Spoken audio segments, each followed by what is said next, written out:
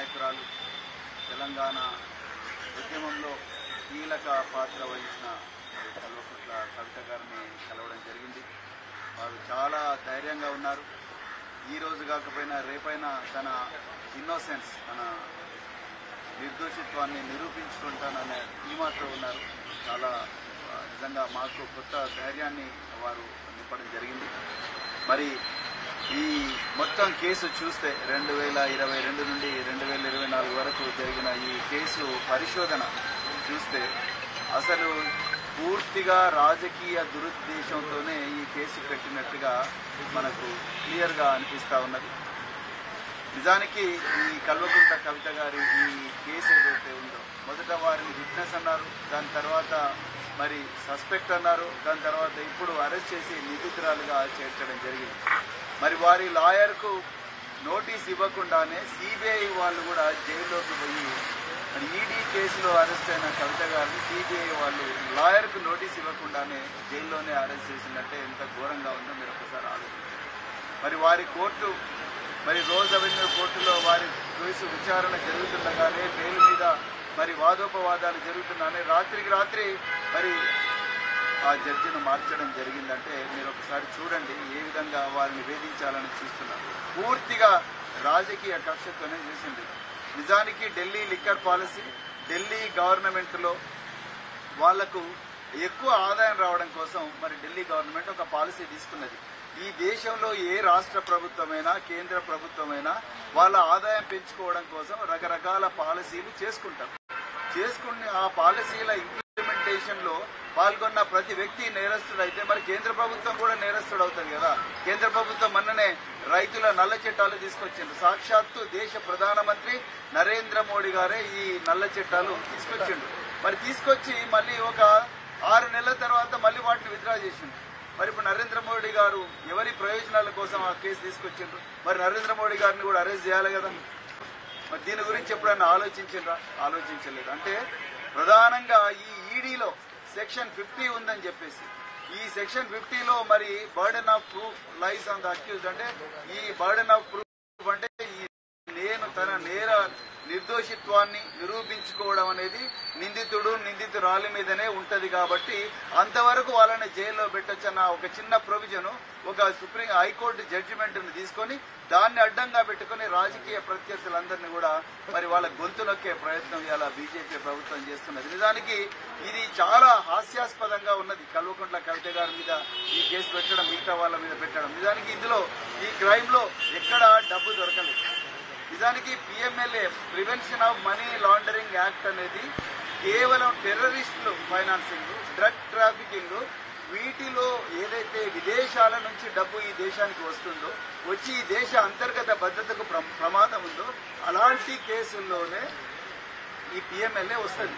Banking frauds కానీ, banking financial institutions, non banking financial institutions, chit fund companies, వీటి ద్వారా ఏదైతే మరి క్రైమ్ ప్రొసీడ్స్ జరుగుతాయో ఆ ప్రొసీడ్స్ అన్నింటినీ కూడా మరి సిస్టమ్ లో ఇంటిగ్రేట్ చేసి వాటిని బ్లాక్ మనీని వైట్ మనీగా మారుస్తున్నారన్న ఒక ఏదైతే నేరం ఉందో ఆ నేరాల వాటిని ప్రివెంట్ చేయడం కోసం 2002లో పిఎంఎల్ఏ వచ్చింది.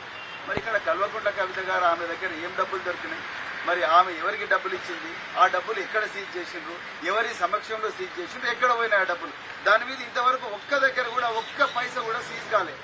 మరి సీజ్ కానప్పుడు పిఎంఎల్ఏ ఎట్లా అప్లై అవుతుంది? ఎక్కడ మనీ సిస్టంలోకి వచ్చింది? మూడు ఫేజెస్ ఉంటాయి. ఒకటేమో ప్లేస్మెంట్, రెండవదేమో ఇంటిగ్రేషన్, రెండవదేమో లేయరింగ్, మూడవది ఇంటిగ్రేషన్. ప్లేస్మెంట్ లేదు, లేయరింగ్ లేదు, ఇంటిగ్రేషన్ లేదు. ఈ 3 లేనప్పుడు అసలు పిఎంఎల్ఏ ఎట్లా అప్లై అవుతుంది? మరి ఈడీ వాళ్ళకే తెలవాలి. ఏ విధంగా సిబిఐ దీంట్లో అఫెన్స్ బుక్ చేస్తుంది? మరి section 7 of prevention of corruption act అన్నారు. మరి కల్వకుంట్ల కవిత గారు ఎమ్మెల్సీగా నాకు ఈ పని చేస్తే ఏదైనా కామన్ సెన్స్ ఉండేవాడు ఎవడైనా ఇన్వెస్టిగేటింగ్ ఆఫీసర్ ఫస్ట్ చూసేది ఒక పబ్లిక్ సర్వెంట్ నేరం చేసేటప్పుడు ఒక పని చేయాలనుకుంటే దానికి కొంత డబ్బు డిమాండ్ చేస్తారు. ఒక రేషన్ కార్డు ఇవ్వాలనుకుంటే ఆ రేషన్ కార్డు నీకు ఇవ్వాలనుకుంటే నువ్వు నాకు ఇంత మనీ ఇవ్వని డిమాండ్ చేస్తారు. ఇక్కడ ఒక పని, ఒక అవసరం లేదు, రెండోది ఒక డిమాండ్ లేదు, ఒక లంచం డిమాండ్ చేసినట్టుగా లేదు. మరి ప్రివెన్షన్ ఆఫ్ కరప్షన్ యాక్ట్ ఎట్లా వస్తుంది? ఇందులో కేవలం బలవంతంగా టోటల్ గా కేంద్ర ప్రభుత్వం తన ఆధీనంలో ఉన్నది, అన్ని రాజ్యాంగ వ్యవస్థలు నా కంట్రోల్లో ఉన్నాయని నరేంద్ర మోడీ గారు ప్రతిపక్ష పార్టీలన్నీ గొంతు నొక్కడం కోసం దౌర్జన్యంగా PMLA prevention of corruption act ఇందులో యాడ్ చేసింది. నిజానికి ఇందులో ఎక్కడ కూడా టెర్రరిస్ట్ ఫైనాన్సింగ్ లేదు, లేకపోతే narcotics drugs and prevention of corruption prevention of psychotropic substances act లేదు. అదేవిధంగా ఏ స్పెషల్ యాక్ట్ కూడా దీంట్లోకి రానప్పుడు వీళ్ళ దగ్గర ఒక పైసా దొరకలేదు. కేవలం అప్రూవర్స్, ఐ రిపీట్, అప్రూవర్స్ ఇచ్చిన స్టేట్మెంట్ తోని కో అక్యూజ్డ్ అనే వ్యక్తుల దగ్గర నుంచి బలవంతంగా తీసుకున్న స్టేట్మెంట్లతోనే మరి ఈ రోజు ఇది వస్తుంది. ఈ రోజు ఆమెను అక్యూజ్ చేసింది. నిజానికి జైల్లో కవిత గారు మాకు స్పష్టంగా చెప్పండి, మా మీద ప్రెజర్ ఉన్నది, వాళ్ళ పేర్లు చెప్పండి, వీళ్ళ పేర్లు చెప్పండి, వాళ్ళ పేర్లు చెప్పండి, వీళ్ళ పేర్లు చెప్పండి, ప్రెజర్ పెడుతున్నారు కేంద్ర ప్రభుత్వం, ఈ కేంద్ర దర్యాప్తు సంస్థలు మా మీద ప్రెజర్ పెడుతున్నారని చెప్పేసి మరి కల్వకుంట్ల కవిత గారు చాలా స్పష్టంగా చెప్పడం జరిగింది. నిజానికి ఈడీ ఎంత ఏకపక్షంగా దౌర్జన్యంగా వ్యవహరిస్తుందంటే మీరు చూడండి, హేమంత్ బిశ్వ శర్మ అస్సాం చీఫ్ మినిస్టర్, ఆయన మీద 100 కోట్ల స్కామ్ ఉన్నది, దాని మీద ఇంతవరకు ఆయన జైలుకు పోలేదు. అదేవిధంగా అజిత్ పవార్, ఆయన మీద కూడా మహారాష్ట్ర కోఆపరేటివ్ బ్యాంక్ స్కామ్ ఉన్నది. ఏదైతే ఎకనామిక్ అఫెన్సెస్ వింగ్ మహారాష్ట్రలో కేసు క్లోజ్ చేస్తే మళ్లీ ఈడీ తీసుకొచ్చి దాన్ని ఓపెన్ చేసి మళ్లీ ఆయన మాట వినకపోతే, మాట వింటేనే ఆయన బీజేపీలో జాయిన్ అయిన వెంటనే మళ్లీ కేసు క్లోజ్ చేసిండ్రు. జగన్ భుజ్బల్ అదేవిధంగా closure report, Praful Patel closure report. అంటే ఈడీ సెలెక్టివ్ గా తన బీజేపీలకు ఎవరైతే వస్తారో వాళ్ళందరి మీద కూడా సైలెంట్ గా ఉండడం, బీజేపీలకు ఎవరైతే రారో, అడుగులకు ఎవరైతే మడుగులు వస్తారో, వీళ్ళెవ్వరు కూడా వాళ్ళ మాట విన్నారో వాళ్ళందరి మీద కూడా మరి కేసులు అక్రమంగా పెట్టి జైల్లో పంపిస్తున్న ఏ మీడియా కూడా దీన్ని ప్రశ్నించే పరిస్థితి లేదు. కోర్టులను కూడా భయపెట్టిస్తున్నారు ఇవాళ బీజేపీ ప్రభుత్వం. That's why we have met Ms. Kalvakuntla Kavita Garu today, and then she is very strong, and she has been sharing with us that there is a lot of pressure from the investigating agencies to add the names of other politicians who are not towing the line of BJP, which is absolutely illegal, unconstitutional and immoral. In fact, she appealed to the court to release her on bail, to grant her bail on the grounds that she is a mother, she is innocent, and the ruling establishment is taking revenge on her, a political vendetta. So this is a case of absolute political vendetta.